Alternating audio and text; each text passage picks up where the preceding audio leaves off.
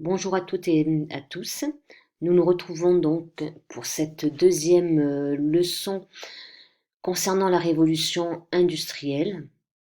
Nous allons voir que cette révolution industrielle a bouleversé, a modifié les sociétés. Elle a modifié les sociétés en créant notamment deux classes antagonistes qui sont d'une part la bourgeoisie représentée ici à Paris. Comme vous pouvez le voir, nous reconnaissons les bourgeois à leurs habits. Et une autre classe sociale qui est la classe ouvrière, qui est représentée ici sur une photographie prise en Allemagne en 1903. Si vous comparez les deux photographies, vous voyez bien qu'il ne s'agit pas des mêmes milieux sociaux. En Allemagne, on ressent à travers cette photo la promiscuité dans laquelle vit cette famille. Il semble qu'il n'y ait qu'une pièce, peut-être deux pièces dans l'appartement. Ils sont à trois dans cette petite cuisine avec un lit. Est-ce que c'est le lit pour toute la famille ou pas? Nous ne savons pas. Mais toujours est-il que l'on voit aussi que la vaisselle est très rudimentaire, ce qui ne correspond pas du tout à un intérieur bourgeois. Je vous propose de prendre votre manuel page 89. Votre manuel page 89 permet de voir un autre mode de vie des bourgeois, des lieux que fréquentent les bourgeois. Ce sont les salons de thé qui se développent au XIXe siècle.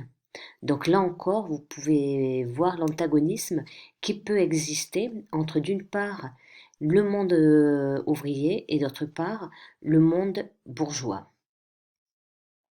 Nous allons essayer dans cette leçon-là donc de caractériser le mode de vie des ouvriers, leurs conditions de vie, leurs conditions de travail, et de les mettre en opposition, ou de les comparer plutôt, au mode de vie des bourgeois et aux conditions de travail de ces mêmes bourgeois, pour essayer de comprendre pour quelles raisons on peut parfois parler de sociétés antagonistes au XIXe siècle. Cependant, il apparaît quand même dans ce contexte une classe moyenne qui commence à émerger et à vouloir elle aussi consommer, à vouloir imiter les grands bourgeois.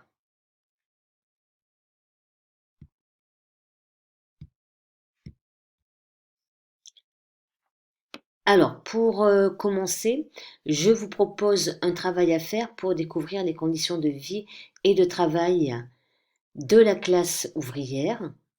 Donc, pour cela, vous devez vous appuyer sur votre manuel, page 90, et répondre aux consignes de votre manuel, qui sont toujours à la page 90, les consignes 1, 2 et 3. Quelles sont les conditions de vie et de travail des ouvriers? Pourquoi peut-on qualifier les Schneider de patrons paternalistes? Et que demande le syndicat? Avec quels arguments? Donc, vous répondrez à ces trois questions sur votre cahier, après avoir noté les titres, bien évidemment. Donc, après avoir noté le grand 2 des sociétés bouleversées par l'industrialisation, le grand A, les conditions de vie de la classe ouvrière, excusez-moi, je l'ai oublié, et noter en vert la problématique, comme nous avons l'habitude de le faire, quelles sont les conditions de vie et de travail des ouvriers et quelles inquiétudes soulèvent-elles. Donc je compte sur vous, comme je vous l'ai déjà dit, pour être rigoureux et suivre cette présentation.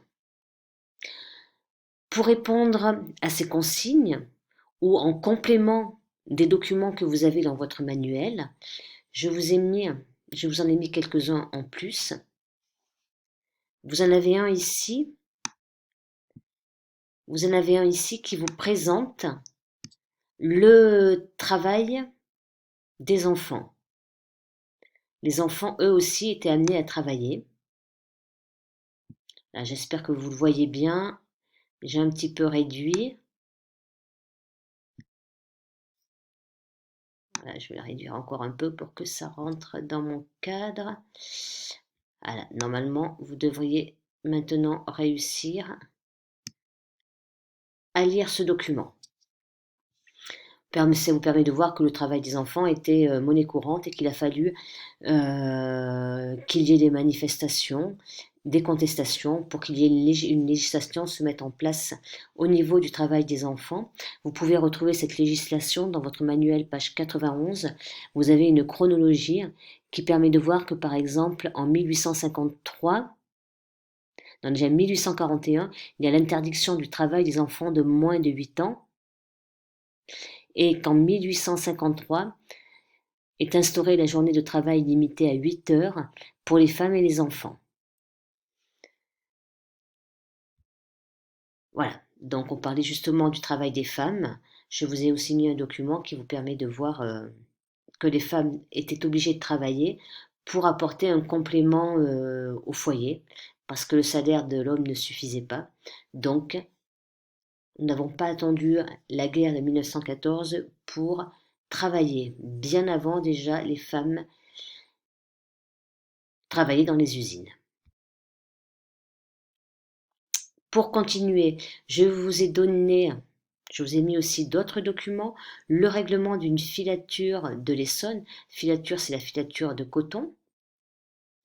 Et deux diagrammes circulaires qui vous permettent de voir à quoi était réservé le budget d'une famille d'ouvriers et à quoi était consacré le budget d'une famille bourgeoise. Je vous laisse découvrir ces différences en répondant notamment aux questions qui sont dessous. Donc des questions qui portent à la fois sur la filature de l'Essonne, questions 1 et 2, et la question 3 va vous permettre d'analyser ce diagramme circulaire. Là encore, vous répondez à ces questions dans votre cahier, s'il vous plaît. Une petite synthèse à copier. Une petite synthèse à copier qui porte sur une petite synthèse sur le travail ouvrier que vous allez devoir copier dans votre cahier. Je pense que ça suffira jusqu'à lundi, jusqu'à mardi, puisque nous allons nous revoir mardi. Voilà, c'est ça. Nous allons nous revoir mardi. Donc, vous avez au total 6 questions auxquelles vous devez répondre dans votre manuel. Ne pas oublier de noter les titres et de recopier la trace écrite. Voilà, je vous souhaite bon courage et nous nous retrouvons la semaine prochaine. À bientôt!